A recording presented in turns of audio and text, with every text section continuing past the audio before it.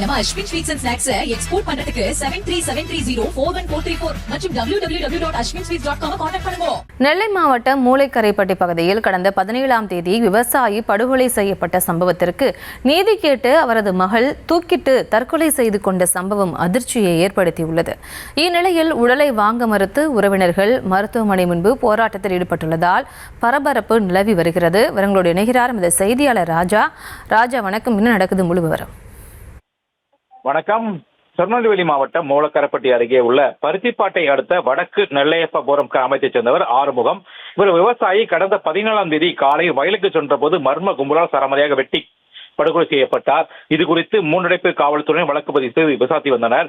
இந்த பயங்கர சம்பவம் நடந்து 6 நாட்கள் ஆகியும் இதுவரை கொலையாளிகள் கைது செய்யப்படவில்லை. இதனால் ஆறுமுகம் உடலை வாங்க அவரது உறவினர்கள் மறுப்பு தெரிவித்து போராட்டத்தில் ஈடுபட்டு வந்தனர். இந்த நிலையில்தான் தந்தை இறந்த துக்கம் தாழாமல் அவரது மகள் பேபி கனி கடந்த சில நாட்களாக அழுது கொண்டே இருந்தார். அவருக்கு உறவினர்கள் எவ்வளவோ சமாதானம் சொல்லிய நிலையும் அவர் வெறுப்பாகவே காணப்பட்டார். இன்று காலையில் வீட்டில் தனது அறைக்கு சென்ற பேபி திடீரென கதவை அடைத்துக் கொண்டு தூக்கு போட்டு தற்கொலை செய்து கொண்டார். இதனை அடுத்து உறவினர்கள் பார்த்து கத்தி கூச்சலிடவே அக்கம் பக்கத்தினர் ஓடி வந்து அவர் கதவை உடைத்து அவரை மீட்டனர். மயங்கிய நிலையில் இருந்த அவரை அரசு மருத்துவமனைக்கு கொண்டு சென்ற நிலையில் அங்கு அவரை பரிசோதித்த மருத்துவர்கள் அவர் இறந்து விட்டதாக தகவல் தெரிவித்தனர். மேலும் பேபி கனி நர்சிங் படித்து முடித்துவிட்டு தொகுப்புதிய அடிப்படையில் நெல்லை அரசு மருத்துவமனை பணிபுரிந்து வருகிறதாக தெரிகிறது. மேலும் இச்சம்பவம் குறித்து காவல்துறையினர் வழக்கு பதிவு செய்து விசாரணை நடத்தி வருகின்றனர். மேலும் ஆறுமுகம் கொலை செய்யப்பட்ட விவகாரத்தில் கொலையாளிகளை கைது செய்யப்பட்ட நிலையில் போலீசார் நடவடிக்கை எடுக்காமல் ஆறுமுகத்தின் குடும்பத்தினர் மீண்டும் விசாரணை என்ற கோணத்தில் பல தொல்லைகள் கொடுத்ததாக தெரிகிறது.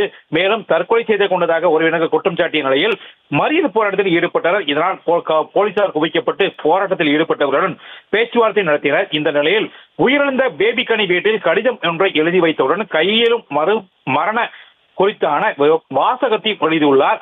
மேலும் கடிதத்தில் தந்தையோடு இருந்ததாக நாட்களை மறக்க முடியாதால் தற்கொலை செய்ததாக கூறப்படுகிறது. மேலும் 2 நபர்களின் பெயரை குறிப்பிட்டு அவர்கள்தான் தந்தை கொலை காரணம் எனவும் அவர்களை கைது செய்ய வேண்டும் எனவும் காவல்துறைக்கு பேபி கனி எழுதியுள்ளார்.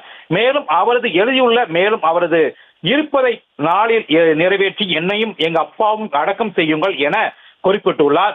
இந்த கடிதத்தின் அடிப்படையில் தற்கொலை வழக்கு பதிவு செய்தோம் என காவல்துறை விசாரணை நடத்தி வருகின்றோம். இருவரது உடலும் நெல்லை அரசு மருத்துவக் கல்லூரி மருத்துவமனை உடற்கூறு ஆய்வுக்காக வைக்கப்பட்டிருக்கிறது. விவரங்களுக்கு நன்றி. நம்ம Ashwin sweets and snacks export பண்றதுக்கு 7373041434 மற்றும் www.ashwinsweets.com கான்டாக்ட் பண்ணுங்க.